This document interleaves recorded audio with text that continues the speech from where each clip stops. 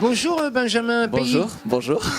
Alors c'est un bonheur, nous sommes sur la chaîne YouTube de Candidator, mais c'est un bonheur de te recevoir parce que tu as gagné Candidator avec des ex-aequo ce soir. C'est ça, ouais, j'ai eu beaucoup de chance quand même. Mais tu as fait un passage remarqué. Oui. Il y a même des gens qui ne te connaissaient pas, qui ont vachement aimé. C'est vrai.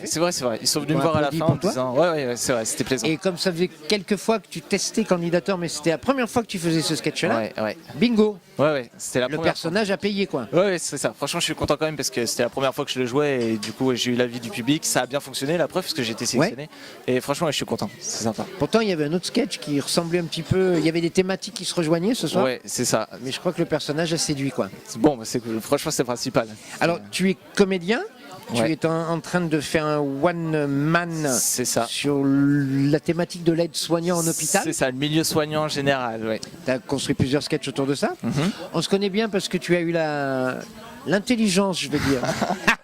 Merci. Bah oui, parce que c'est un tout de venir rejoindre l'école d'humour EHAS que nous avons créée. Exactement. Et puis pour la première fois, tu testais ce sketch créé à l'école. C'est ça. À Candidator ce soir et bingo. Donc tout ça fait partie de la même famille. Tu es le 5e élève de l'école à être sélectionné en compétition. Donc permets-moi de te féliciter. Merci beaucoup, c'est gentil. Et puis de te souhaiter du coup, il y a des professionnels qui font partie des, il y a des profs de l'école dans le jury.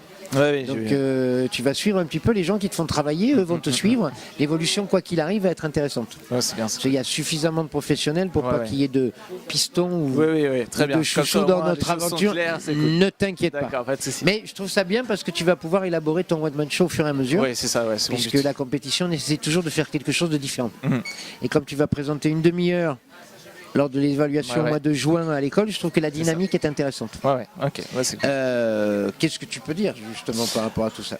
Que je suis déjà très content. En plus, ça va me permettre d'encore accélérer mon mouvement pour écrire mes textes, bosser encore plus ça à fond. Parce que mathématiques, comme on l'a dit tout à l'heure, c'est vraiment le monde soignant et je suis vraiment en train de bosser ça. J'ai des nouvelles idées, du coup, je vais travailler encore ça. Et pour essayer d'avoir une bonne demi-heure, vraiment essayer d'être parfait. Non, parce que ça n'existe pas la perfection, mais vraiment d'être bien, de pouvoir essayer de réussir d'accéder à la finale. Alors, pour la petite histoire, tu viens de Nantes. C'est ça. Tu as travaillé avec la compagnie Café Théâtre de Nantes. Exactement. Donc il y a déjà un petit parcours quand même semi-professionnel. C'est ça. Avant d'arriver à Paris, quoi. Voilà, de base, je suis d'Angers. D'Angers, ouais. Et j'ai été à Nantes pour prendre des cours à la compagnie du Café Théâtre, c'est ça, cours d'écriture et cours de jeu, déjà principalement.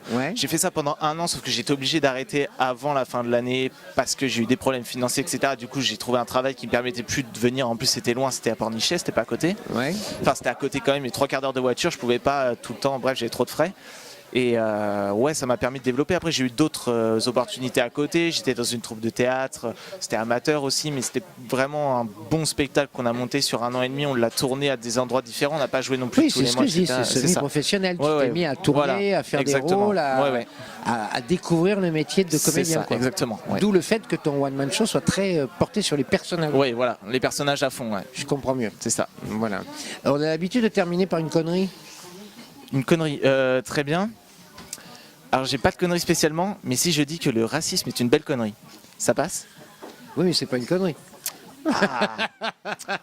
Une connerie. Le racisme est une belle connerie. Oui, moi je trouve que le racisme est une belle connerie. Mais tu sais qu'on peut rester là-dessus, hein, parce que c'est un message. Très bien, ça me va. Moi, je changer l'optique de l'interview à la place de la connerie, c'est on termine par un message.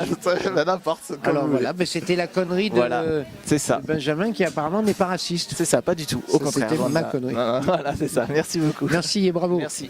C'était donc Benjamin le raciste.